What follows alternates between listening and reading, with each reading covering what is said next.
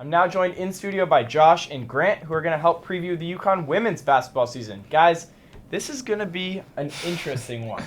Head coach Gino Auriemma lost 45% of last year's scoring in Katie Lou Samuelson and Nafisa Collier, and Tennessee transfer Avina Westbrook's transfer waiver was denied last week. It's a new era in stores, and Gino is going to be looking to his backcourt to lead. The Huskies will feature a three-guard lineup the majority of the time with Krystal Dangerfield, Kristen Williams, and Megan Walker, who's been lighting it up in the preseason. In addition, Polish guard Anna Makarat is just 6'1", so she can play the guard. The lone true big man for the Huskies is Olivia Nelson-Ododa, and she averaged just 4.4 points and 3.8 rebounds last season in limited action. Gino Auriemma has said multiple times how worried he is about the team's defense this year. We knew going into the season that we can't be a good defensive team. It's not possible. I mean, it's just not. So we're going to have to get, as I said, we're going to have to get a little bit creative. But we don't have the pieces to be a really good defensive team this year. I think we need to get better, but I don't know that we'll ever reach where we're a great defensive team. I've had some of those. This ain't one of them. My question for you both, and Josh, we'll start with you, is how will the Huskies be able to compete with bigger, more physical teams this year, and will their defense hold up? It's going to be interesting. I mean, you brought up Olivia, and if you think about it, Olivia is their only defender. Gino said it himself. This team is not expected to be good at defense this year. And you look at their team, just as you said before, guard after guard after guard, a lot of guard heavy. The one big man, the one player who can really, really play defense and can play strong in the paint is Olivia. And Gino said it himself in a different interview, saying she is the most indispensable player on the team, and there's a reason for that. She's going to need to guard the paint. She's going to need to block a lot of shots, because if she's not playing well, or more likely, if she's in foul trouble, they're going to have a lot of problems. They do not have many people that are able to guard the paint other than her. So they're really going to need her to stay out of foul trouble and play well. It's pretty scary. Yeah, I mean, Josh hit that on the head right there. Olivia has to protect the rim. I mean, she's the only one that can do it on this team. She had 54 blocks last year as a freshman, and with more minutes, that should go up by a lot. Oh, it's gonna go but up by a lot. if she does get in foul trouble, I think Gino can scheme his way around that. I think they can play some zones to slow teams down or press and use their athleticism to speed teams up.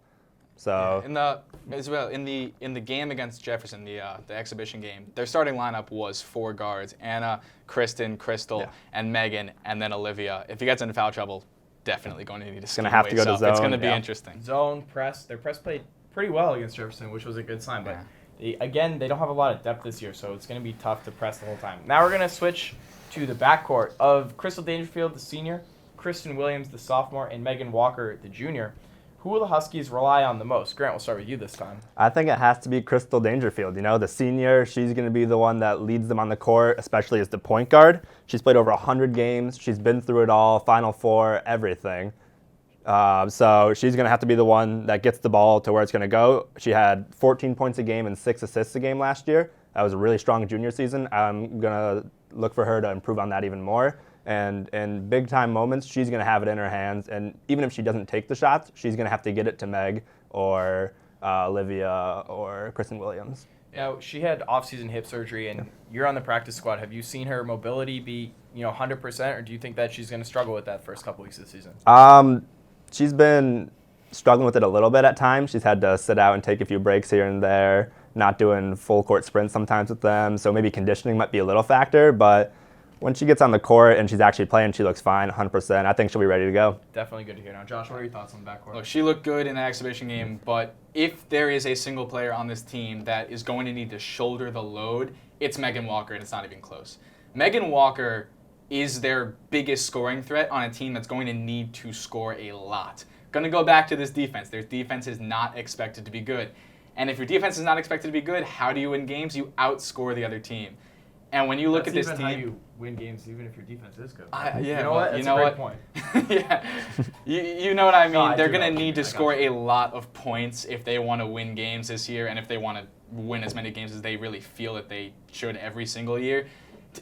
To have Megan Walker there, who showed what she can do in the Jefferson game, but 28 points on good shooting, she can shoot from the 3, she can drive well. And she's going to need to do all these things in order to keep the Huskies in games against big teams. She showed some flashes in the tournament last year, too. Yeah. She's getting more comfortable, Yeah. and she said it herself. Now- That she needs to get more comfortable. Like you said, they're going to need to score a lot more points than usual because their Yeah. defense is usually one of the core foundational pieces of the game. Do you think Megan's going to be able to carry that load day in and day out? I think she will because not only, I mean, they do have Kristen with her, so it will be kind of a duo. However, Megan Walker is going to have to take that load, and I think she's going to be able to carry it because she's shown that she has the ability and the talent to make shots from three and drive at the same time. She can draw fouls as well. She can do everything, and they're going to need her to do that. Yeah, I think we're going to see a big step up from her this year. In terms of step-ups, we're going to see it from a number of players. We're going to have to if this team wants to be successful. And after a summer of playing for Team USA's 3v3 teams, Kristen Williams and Olivia Nelson-Ododa are going to be looked upon to play big roles for the team. Kristen will be asked to play at a high level all season, and she showed that she can do it last year in the games like the one at Notre Dame, in Ono Shine over the summer, and in her first preseason game. Do you think these two will morph into the next Katie Lou Samuelson, Nafisa Collier duo? That's a lot to ask. That is a lot to ask, to morph into that legendary of a UConn duo. However, I believe that although they won't be the same as Nafisa and Katie Lou, you're never going to be the same as those two, they may do something that was greater than Nafisa and Katie Lou ever did, as in win a championship as the foundation. Obviously, Katie Lou and Nafisa did as freshmen, but as the foundational pieces of the team. And if they do win a championship in the next couple of years, they're going to need those two to be the foundational pieces of the team. Olivia is a better defender than Nafisa was. Just factual. I mean, she's tall, she's lanky, she can block. Nafisa was a great defender, don't get me wrong. She was much better on offense as well, but Olivia is a special defender. You're not going to get players like Olivia in most draft classes, and not draft classes, sorry, high school classes. And she is going to need to carry that load, and I think she will. And Kristen can just flat out ball. She can score from everywhere on the floor. And just with the year of improvement that she's going to have from last year, you saw what she did in the big game against Notre Dame last year. She put up a ton of points in that game. If she can make that more consistent, she can become the scoring threat that can rival Katie Lou. I don't know if they're going to be the same, obviously, but they have what it takes to do something that Katie and Nafisa never did in terms of win a championship as a foundation. Yeah, and I think that if we had to guess one player or even two players that Gino was pushing the hardest It's because those of two. their potential, It's those two. It's those two. Yeah. Yeah, once again, Josh hit that right in the head. I mean, you're losing 40 points and 17 rebounds a game. That's a lot to ask for out of two hard. players. It's hard. I mean, Nafisa and Katie Lou, that's one of the top duos UConn's seen, and they've had a lot of great ones. Yeah. So they play a different style as well. They're not the same, Katie Lou shooting the threes out there all the time. Kristen isn't, I mean, she can shoot the three, but she does a lot of stuff well too. She'll drive it. She can do a lot of things well. And also, since Dangerfield and Walker are here, there's no really distinct duo. They're more of a core four, I think. So if you're looking at like a great UConn duo, those aren't the first two names that would pop to me on this team right now. But I think as they grow up through the next few years, they can be a great duo. Yeah. Definitely not this year, Yeah. but if you look at the next 3 years combined, they're definitely going to be the two. Yeah, that's a great perspective. I mean, the four of them, that's the core of the team this year. Now, Avina Westbrook likely won't suit up this year. The Huskies are in the process of appealing her denied waiver request. But the Huskies do still have three newcomers. We talked about Anna Makarat from Poland, but Audrey Griffin, the freshman from New York, and Evelyn Adebayo, the redshirt senior transfer from Murray State, will also see significant minutes. Audrey Griffin is a big question mark, as Gino has talked about her raw potential, and Adebayo, who averaged 18 and 11 last year at Murray State, could be called upon to play a role in the front court, especially after the loss of Batuli Kamara to a knee injury for 6 to 8 weeks. Not much depth in the front court. How much of these newcomers do you think we'll see, and what can fans look forward to from them? I think we're going to have to see a decent amount of them. I mean, you can't play four guards the whole game. There's going to be times where you're playing a team that's a lot bigger than you, and you're going to have to switch your style of play. So we're going to see a decent amount of them. Gino's never been afraid to throw freshmen in. I mean, he throws them right into the fire, like you saw with Kristen last year. Yeah. You saw at Notre Dame. I mean, you're playing in that big of a stage as a freshman. That's tough. So we're definitely going to see Aubrey, I think. She's very athletic. She's going to bring a lot to the table through her athleticism and just kind of be a spark off the bench for them. Anna with her 3-and-D, and then she can get to the basket too. She's going to be a scorer this year, I think. Even though she won't be one of the top scorers, she's going to be a pivotal piece there. And then Evelyn's just going to come in and give some really good minutes off the bench. She's going to know her role, and she's going to play hard, that's all you can really ask for. Right, especially role players off the bench. The bench is going to be thin. Yeah. Like, when your number's called off the bench, you're going to have to jump in, be thrown right into the fire, and perform. Yeah, no, you're going to have to see a lot of these three, and you will, because in the Jefferson game, Gino said it himself by putting Anna in the starting lineup. He's not afraid to use him early, and he's not afraid to use him a lot.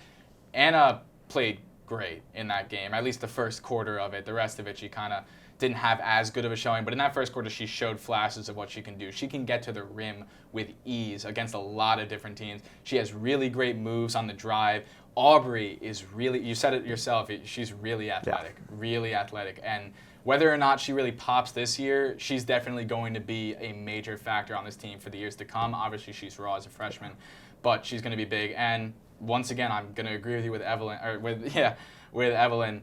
She's going to have to know her role. She's going to have to play her role because, once again, with the lack of depth that they have at the big spot, she's probably going to be the second person off. Yeah, and it's always tough. Olivia. It's tough going from a team where you're averaging 18 and 10, being the star of the team, to coming off the bench. So she's going to have to adjust to that role. Definitely. And also in the exhibition, I think Anna started, so we could be seeing a lot of her. You're going to see a lot from her, and for sure. She's going to play well. Now we're just talking about role players, and so the last thing before we move to our quick hitters here is Molly Benton and Kyla Irwin, both seniors. They saw a lot of time on Sunday. In fact, Molly Benton was the first one off the bench, and both played with more confidence than we've seen in the past, hitting multiple threes and just being general playmakers. Do you guys think Gino will be able to look to them as leaders on the court as well as off the court, or do you think their roles are going to be minimal this year? Grant, we'll go to you. I think it'll mainly be an off-the-court role, but as we said, their depth is a problem. So I think they're going to be on the court for some of the time in the game, And I don't think it's just going to be the garbage minutes at the end. They're going to have to come in and play during some game when it's close, and they're going to have to play well. Kyla had 10 points or over 10 points in the exhibition. You said Molly was the first off the bench, and she looked very confident in how she was playing, so that's good. And as seniors, they've been there before. They've seen the process. They're going to be a big help to the freshmen. And this team isn't as star-studded as usual. The core four is really good, but you don't have that Katie Lou. You don't have the Nafisa. So you're going to have some role players step up, and I think these two will get their opportunity. Well, I think they'll be very important to the team. I just think it'll mainly be off the court. If you look at how they've been used over the years, obviously they've been mainly off-the-court presences. But, of course, Gino's not afraid to put them in the garbage minutes and all that. I think it's going to stay mainly the same this year just because last year we saw Gino basically have a six-man rotation at times. Yeah. He's not afraid to play his starters the entire game with basically one or two people off the bench. And although their depth may be a little shallow this year, it will be more than six people. So I think they'll go to them if they can. And I think Kyla actually played a really good game against Jefferson, and she could make her way up into a role. I think it's going to take a lot. They're going to have to work really hard in practice. They're going to have to show that they really can play. I don't think it's impossible because of the lack of depth, but I think that the most likely situation is that they become an integral part of this team off the court, in the locker room, in the leadership with the freshmen. And I think that's honestly one of the best things they can do because they're going to need to be that way for all the freshmen. They're going to need to lead them. They're going to need to show them how the college game works. Yeah, and it's a really good culture here, so they're not going to be jealous if they don't play. They're going to take them under their wing. They're going to make them feel like they belong, and it's really good, I think we all are on the same page, though, that we hope they get that opportunity to shine, and that we hope that they build off strong preseason performances so far. Now, we're going to move into some quick hitters, so again, keep your answers short and sweet. Which player are you most excited to see play this year, Grant? I got to give it to Krystal Dangerfield. Senior season, I got to see how she leads this team. Yeah, Olivia. Her defense is mesmerizing to watch. She's going to block a lot of shots, and they're all going to be swats. I'm going to go with you on this one. They're all gonna so be much swats. potential from Ono. Huskies have a stacked home schedule, including all three Final Four teams from last year in Notre Dame, Baylor, and Oregon. These games are all at home. Which game are you most excited for? That's part one. And which team poses the biggest threat to the Huskies' current 94-game home winning streak? All right, for most excited, Oregon, I'm going to say two words, Sabrina Ionescu. That's about it. She's incredible. She's the best player in the nation. Triple-double machine, For the biggest threat, however, I'm going to go with Baylor. They won the national championship last year. Lauren Cox is back. They're a really good team, and they're big as well, so that's going to be hard.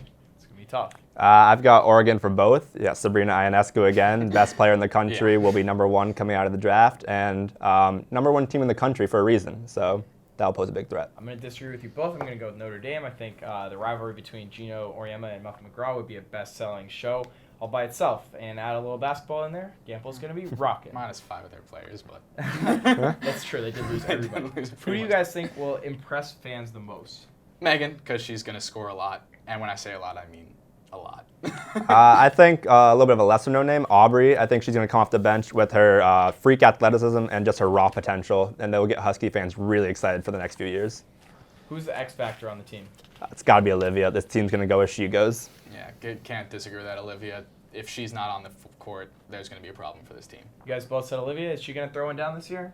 Yes, she is. One, I don't know when, I don't know where, but she will throw one down. I'm going to have to disagree with you. I don't think she gets one. So it's got to be a boring. breakaway, I think, Boring. and Gino will be standing over there with a disapproving look as she goes for it. So, All right, 2 more. Will the Huskies go undefeated in their final season in the American Conference? Yes. They don't really play anyone. yes, in the they'll close it American. out, undefeated. Now, give me your end-of-the-season predictions when all things are said and done. Where will the Huskies stand? I think they'll struggle a bit early on, but find their footing, go 27-2, win the American, and then another Final Four berth, and, championship's right there for them. Yeah, I think they're going to go 28-1. I think they're going to lose one game to either Baylor or Oregon. We'll see which one. They're going to win the ASC championships pretty easily. I think they're also going to go to the Final Four, and as Gino said, when you get to the Final Four, you're just a couple lucky bounces away. Huskies going for Final Four trip number 13 in a row. That's crazy. Tipping off Sunday at home against Cal. Thank you guys so much for joining me. This was a lot of fun. Now, back to Taya and Julia with UC Sports.